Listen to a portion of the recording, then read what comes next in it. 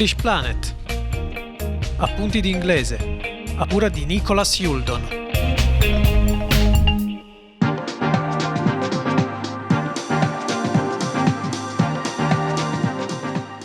Good evening, everybody. This is another lesson in the series of English Planet. Al microfono Nick Youldon, l'insegnante di madrelingua che cercherà di nuovo di svelare segreti della lingua inglese e rivelare anche la verità che viene nascosta da studenti della lingua inglese come seconda lingua. Dunque, in questi giorni abbiamo festeggiato una festa molto importante nel mondo celtico, quella che si chiama Samhain, conosciuta anche come Halloween, un momento nell'anno, un momento di transizione, un momento di chiudere con un anno finito e andare a riposarsi, cominciare a riposarsi per riprendere l'attività in un anno nuovo. Allo stesso tempo è un momento di forte contatto con il mondo degli spiriti, il mondo a noi sconosciuto, dove è pieno di misteri e sorprese per noi. Per restare in tema, allora cambiamo l'argomento della nostra lezione per stasera. Lasciamo dietro il passato su cui ho focalizzato per le ultime lezioni e andiamo a vedere come gli inglesi affrontano il futuro. Ma per capire bene come gli inglesi parlano del futuro, bisogna prima capire come vivono il futuro. Cosa rappresenta il futuro? Cioè, questo veramente anche vale per gli italiani come per gli inglesi, perché il futuro è una cosa immaginaria, non è reale nel nostro senso del quotidiano, è una cosa che non esiste, è pieno di speranze, di programmi, di disperazioni, di intenzioni, di certezze e di incertezze. Noi non viviamo il futuro perché il futuro non c'è mai. Come si dice in inglese, tomorrow never comes. Adesso ragazzi, una botta di shock, horror, sorpresa, scandalo, eresia. Perché io dico questo? Come il futuro non esiste, anche linguisticamente per gli inglesi il futuro non esiste. Veramente vi dico, seriamente, non c'è una forma del verbo nel futuro in inglese. Ma questo è impazzito, cosa cerca di farci credere? Non c'è will, non c'è shall, non sono il futuro queste parole qua? A scuola media ho imparato così. Confessate adesso ragazzi, chi di voi pensava seriamente che io stessi per parlare di will e shall e spiegare come si usano nel futuro inglese? Scommetto almeno il 90%, se non tutti.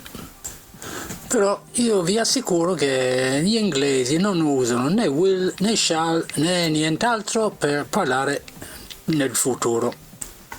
Questo è in linea con quello che in pratica ho già detto per quanto riguarda il passato anche, che gli inglesi non usano i verbi o flessioni del verbo o i cambiamenti del verbo per indicare il tempo di cui si sta parlando in qualsiasi momento. Ci sono altri modi per esprimere il tempo. Il verbo non deve cambiare, il verbo deve solo indicare un'azione di cui si parla. Per spiegarmi meglio qui, per capire meglio cosa intendo dire, faccio un esempio di una domanda semplice nel futuro inglese. Ascoltate.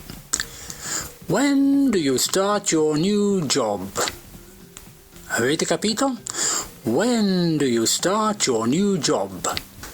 Allora, qualcuno vede un futuro qua? Qualcuno vede qualche indicazione del verbo del futuro? Io non lo vedo e non c'è. When do you start? Do you start sembra esattamente una domanda anche nel presente. Do you è una domanda nel presente. Do you start? When do you start your new job? Ed è tutto uguale al presente. Io insisto che questo è un inglese perfetto, ma voi probabilmente dite, ma perché voi inglesi siete così strambi? Dopotutto stai chiedendo per il futuro, no? L'inglese strambo invece vede la situazione così. Io voglio sapere il tempo, non so il tempo, è per quello che sto facendo una domanda con when. In questa situazione particolare l'interrogativo when sottintende il futuro. E io sto facendo questa domanda perché ovviamente quello di cui sto parlando non è ancora successo, perciò deve essere rimandato al futuro. E questo è chiaro sia per me sia per il mio interlocutore, il mio amico con cui sto parlando. Deve essere un amico comunque, se no mi fanno delle denunce per invasione del privacy.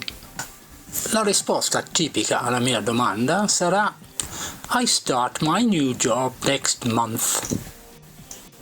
Ripeto, I start my new job next month. Boh, non è il presente, I start? Sì, giusto, è il presente, oppure qui lo guardiamo più che altro come una forma base del verbo. I start my new job next month. Dove rimane il futuro qui per rispondere a questa domanda nel futuro? Allora, la risposta alla mia domanda, la comunicazione qui, rimane tutto nelle parole next month.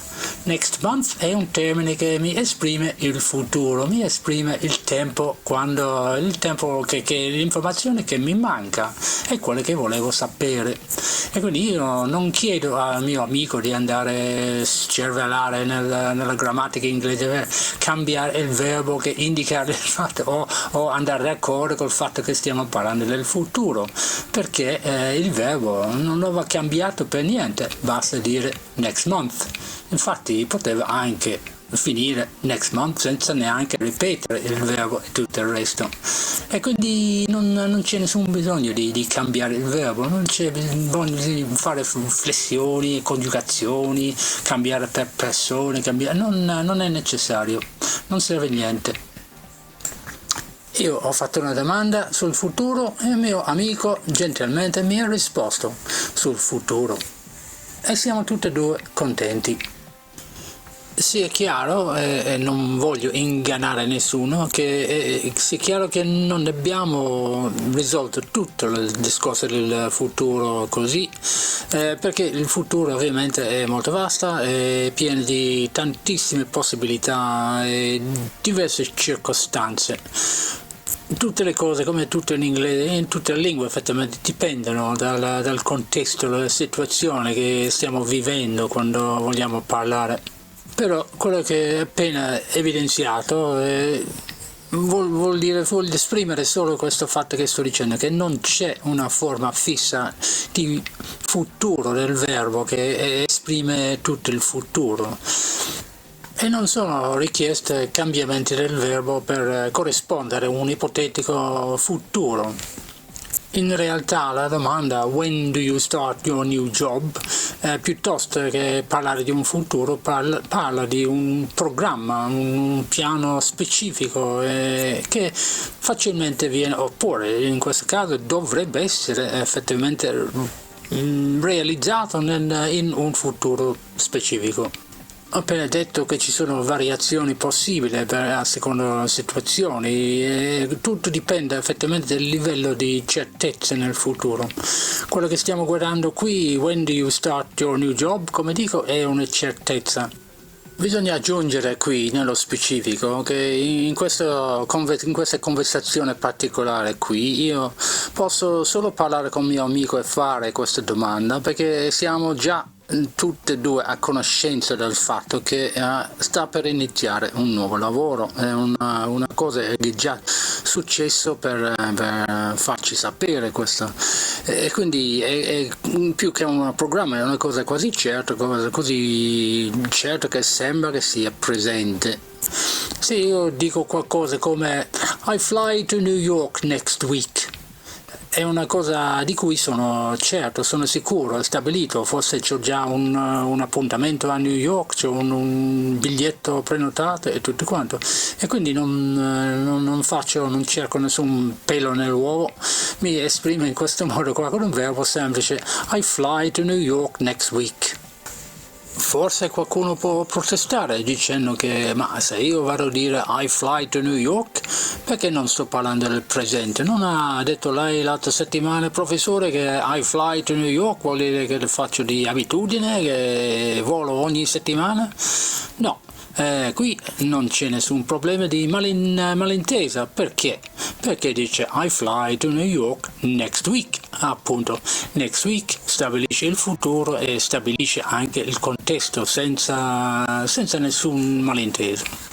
Infatti, usando lo spunto dalle lezioni precedenti, io posso anche rischiarmi la vita dicendo I pay for the beers next week.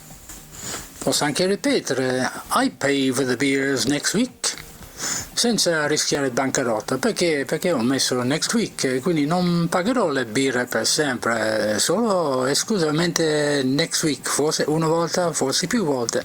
Avrò un numero limitato di amici nuovi, ma non tantissimi. A proposito, per i traduttori, qui le frasi che ho detto in inglese in questa lezione sono when do you start your new job? Che in italiano bisogna andare a dire quando inizierai il tuo nuovo lavoro? Risposta: inizierò la prossima settimana. Vedi tutti questi cambiamenti del verbo: inizierai, inizierò, inizierà, boh. When do you start your new job? I start next week. State attenti però, perché non tutto il futuro viene risolto in questo modo con quello che assomiglia, diciamo, al present simple, oppure effettivamente risulta il present simple. Tutto dipende ovviamente dalle varie situazioni, e sono molte diversità, cioè, tra situazioni nel futuro, ovviamente. Tutto dipende però dal livello di certezza che abbiamo sul nostro futuro. E ci sono diverse soluzioni a seconda della situazione. In questo caso, appunto, I fly to New York è una cosa quasi già in atto, perché ho già fatto prenotazioni, ho prenotato l'aereo, ho prenotato un albergo, e per me è veramente presente, è sicuro che succede, solo manca l'appuntamento, manca l'orario. Adesso guardiamo un'altra situazione, un po' meno certo di quella che ho appena nominato, ma sempre nel futuro. Mettiamo che sta arrivando fine settimana, tu sei con tuo amico, sempre questo amico, oppure amica, non faccio esclusione di sesso. Comunque la situazione è che uno deve capire che piani ci sono per questo weekend che sta arrivando. Non ci sono piani sicuri, non ci sono piani certi ancora, e quindi bisogna chiedere proprio questo. E quindi l'inglese come si affronta questa situazione? Allora, una domanda tipica sarebbe What are you doing this weekend? What are you doing this weekend? Oppure Where are you spending your holidays next year? Where are you spending your holidays next year? Invece di tradurre queste frasi io le ripeto un paio di volte in inglese perché dovrebbe essere abbastanza chiaro.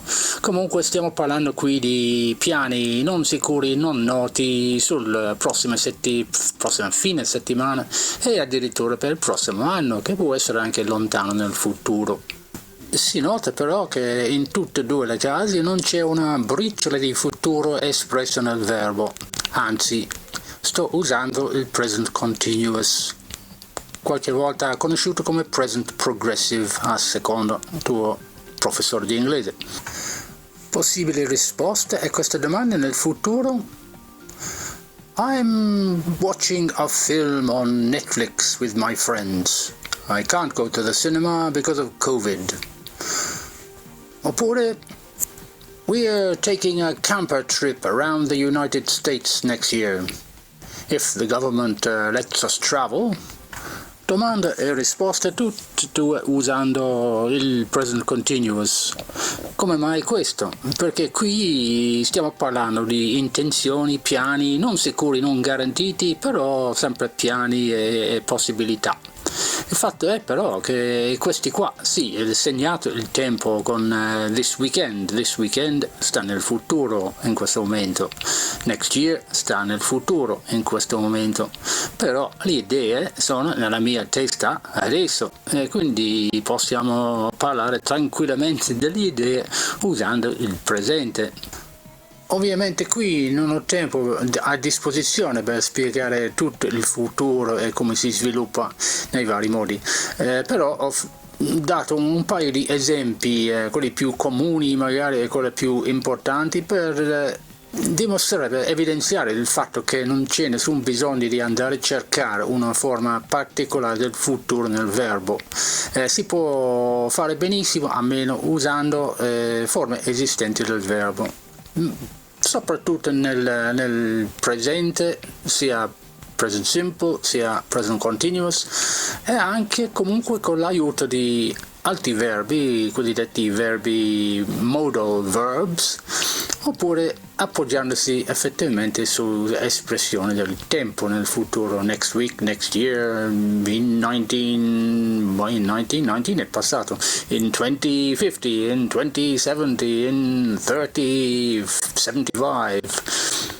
Però avendo così liquidato l'uso delle parole will per il futuro, devo giustificare poi perché will esiste e viene usato in inglese. Allora io prometto a questo punto che la prossima lezione spiegherò come si può fare per usare will e a cosa serve will. In effetti faccio un'anteprima perché dico io prometto che spiegherò l'uso del will. Cioè, in inglese si dice I promise I will tell you about the verb will. Qui si nota l'uso del will, va bene? Ok, allora fino alla prossima lezione. Adesso facciamo una piccola pausa per la pubblicità e poi torno dopo per parlare un pochettino in inglese. Stay tuned to Radio Dreamland, English Planet. Be back soon.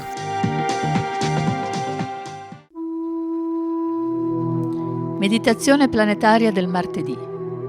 Radio Dreamland si unisce all'iniziativa della meditazione planetaria del martedì sera, organizzata dal New Earth Circle. Ogni martedì sera alle 21 vi invitiamo a partecipare alla meditazione planetaria dedicata a Madre Terra e a tutti i suoi figli di qualsiasi specie. Ognuno può unirsi al cerchio planetario dei meditanti partecipando da soli o con i propri cari, per una testimonianza di pace e di spiritualità che abbracci tutto il pianeta, per un atto d'amore verso Madre Terra, per un mondo antispecista. Unitevi con noi in meditazione, seguendo la Nassinar, la musica del vuoto eseguita al flauto da Giancarlo Barbadoro. Ogni martedì alle 21. Per informazioni www.newearthcircle.org.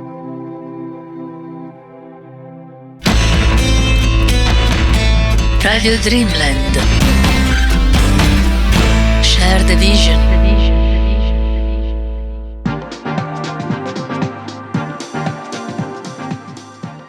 Welcome back to part 2 of English Planet, where we are about to embark on another experience of reflecting on, thinking in and listening to the English language.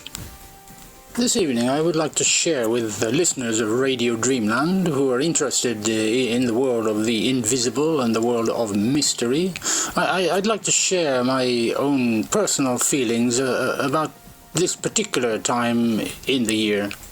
The 31st of October and 1st of November is a very special time with special significance for myself and for generally ancient civilization in Celtic Europe. Its significance is as a festival celebrated in the Celtic world under the name of Samhain, also pronounced as Samhain, in modern times known as Halloween. I'm English, but I'm Celtic English, so I'm not going to talk about pumpkins or ghosts or trick and treat. These are all features which are focused on by modern consumer society, especially American consumer society, for marketing and publicity purposes. And they tend very much to detract from the real significance of the original Celtic festival. The voice of Radio Dreamland prefers to focus on the deeper aspects of this very special festival, which are concentrated on the idea of very close contact between the world we live in, the visible world which we live in every day, and the invisible world of spirits, of mystery, and of the magic of existence, the existence of real nature. Since we, and together with our planet, Mother Earth, undoubtedly exist, undeniably exist within a dimension which is invisible to us and stretches far beyond our imagination into infinity, it should be extremely important for us to have a time in the year when we can reflect on and celebrate this fact of pure existence. On Saturday night, Turin itself and the areas surrounding Turin, with its parks and forests and woods, were illuminated by a full moon and shrouded, covered, veiled by a fine mist, which made it very easy to imagine that one was walking or travelling by car within the English or Scottish or Celtic, Northern Celtic regions of the world, of the planet, and not so much in Piedmont.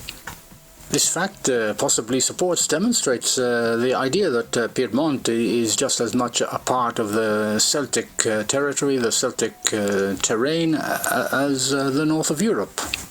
In any case, I felt pretty much at home as I moved around in the evening, in the night of Halloween, even though I was moving in and around Turin. So, as I say, Samhain is a moment of special significance, a celebration of a moment of close contact between our living world and the world of the spirits. And I can't resist just mentioning a particularly touching, poignant piece of news which I received, which we all received, in fact, through the internet on the day of Halloween. The fact that the famous actor, British actor, Sean Connery, had died in the Bahamas. Sean Connery was, for me, as for many other people, he was a legend in my lifetime. For me, he actually was James Bond, the figure that he represented in those famous films following the books. An English spy. But what is curious and possibly invisible to many people is that he was not English, he was Scottish. As he became more famous, more important and more influential, he gradually more and more put his Scottish origins into play. And he became a champion, a symbol, a defender of the interests of the Scottish population, the natural peoples of Scotland, the Highlanders. Of course, as you know, he actually represented or played the role of one of the immortal Highlanders in one of his most famous films. He also represented and defended animals because he was a vegan. So the physical world has lost one of its greatest heroes and icons, but his memory, his ideas, his influence will continue to be felt for a long time yet, as long as his films continue to be visible. I just hope that his influence will continue in terms of convincing people how important it is to support and defend natural peoples and the existence and continued existence of animals in this world, on this planet. The ideas of and influence of Sean Connery are in line with those of Giancarlo Barbadoro, of Rosalba Natero, and of Radio Dreamland itself, in believing that our planet Earth, would be a better place to live in for everybody if the principles of natural peoples were followed and more respect was shown for animals.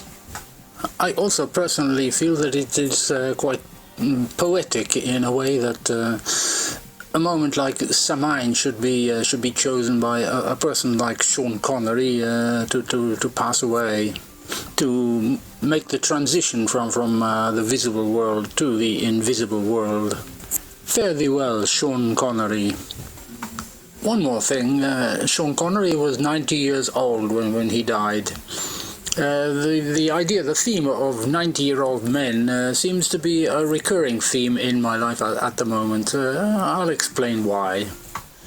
To me, it is becoming something of a curiosity and closely associated with the concept of finding principles for living on this planet in an eco-spiritual way, on the principles of peace, harmony and well-being. I have to confess that I don't really lead what would be considered a normal, regular life according to the principles of a modern, consumerized, globalized society. My daily life is composed of a series of chance encounters and fortuitous experiences, which I try to appreciate and interpret as I go along.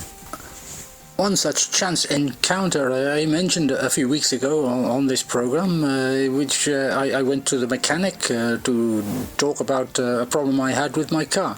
And I met another customer of the same mechanic who spoke to me and told me that he was 95 years old. I didn't ask to see his birth certificate, but I believed him. What surprised me is that he looked much younger. He was in extremely good condition. He was fit. He was running around. He was mentally lucid. He was asking questions and talking. He was smiling. He was happy. He was an excellent person, let's say. But under the regulations of consumer majoritarian society, he cannot exist. Women are supposed to die when they're 83 years old, and men can live as long as 80, 81, I believe. Maybe the figures have changed slightly, but not much. But 95 years old, you should be in a care home, followed by a nurse, and sitting in an armchair watching television. You cannot drive a car on the public roads and go around talking to people. What was especially interesting to me about this invisible person who was standing in front of me is that he reminded me that he was so happy because he appreciated the fact that he was not just two concepts but three concepts: body, mind and spirit. And for him, a healthy spirit is equally as important as a healthy mind and a healthy body. Exactly the same ideas that I believe in, and this gave me great hope for the fact, optimism for the fact that I may well live to the age of 95 years old. I mention this for the second time because last week this chance encounter was repeated almost exactly for the second time. Just over a week ago, I had another chance encounter with another 90-year-old man. 90, approximately 90, I don't know, 90, 91, I'm not sure.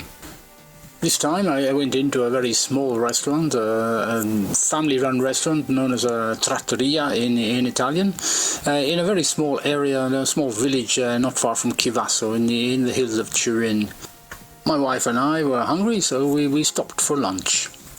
A strange feature of restaurant eating in these COVID-19 times is the position of the tables in restaurants and eating places. It's quite normal now to sit at a table where you are so far away from your partner, your wife, your friend, that you can hardly speak to them, you can't reach them, and you find yourself much closer to an unknown stranger who is sitting at another table, which is socially distanced from you, but to your side. Under these conditions, my dear wife gave up trying to speak to me and then began to speak to the gentleman who was sitting nearest to her, who probably was much more interesting than I am anyway. I simply sat and listened to their conversation. Again, this gentleman said that he was more than 90 years old, but he was fit, happy, healthy, and in very good condition. He was accompanied by a woman who was not his wife, because his wife had died some years before. But he was out and about. He was enjoying lunch in a local restaurant, and he had travelled from as far away as Chivasso, which is something like about 20 kilometers. No great distance, but still a lot for a 90-year-old man. Using the standards of modern, globalized consumer society, that is. So what was the secret of this man's long and happy lifetime? He explained that he had spent his younger life, and also part of his older life, with his spare time riding a bicycle up and down the hills of Piedmont and Turin. Weekdays, weekends, holidays, he was always on his bicycle until the age of 80, apparently. At other times, when he couldn't ride his bike, he was swimming in swimming pools or even in the rivers of Piedmont. Apart from this, he had also always lived in the areas outside of Turin, in the countryside around Chivasso, so he had never really been caught up in all the traffic pollution stress of daily life in an industrial city. He had always lived in a rather more natural environment in the hills of Turin. Also spending time in the woods. He mentioned collecting mushrooms and referred to mushrooms, in fact, interestingly, as a kind of being magic. He said mushrooms were magic. So here, within a short space of time, I've had two chance encounters with two examples of people who theoretically should be either in a rest home watching television or in a cemetery, and yet they're still alive and well, happy and healthy, and living a perfectly normal social life. And both of these people expressed elements of eco-spirituality as being fundamental or important within their lifestyles. By the way, the name of the restaurant, the name of the restaurant was Trattoria della Pace. In Italian. I won't translate that into English because it doesn't have a lot of sense. But it's located in a very, very small collection of houses, basically a subdivision of another subdivision of a small municipality called San Sebastiano da Po, which itself is a subdivision of Chivasso. Therefore, a very, very local, small community, very close and seemingly very traditional, in a valley which expresses peace and tranquility, added to which in this particular time when we were going there, it is autumn, is surrounded by trees along the valley with all their wonderful autumn colors, and the whole area, the whole context was something which passed on a feeling of peace, tranquility and happiness.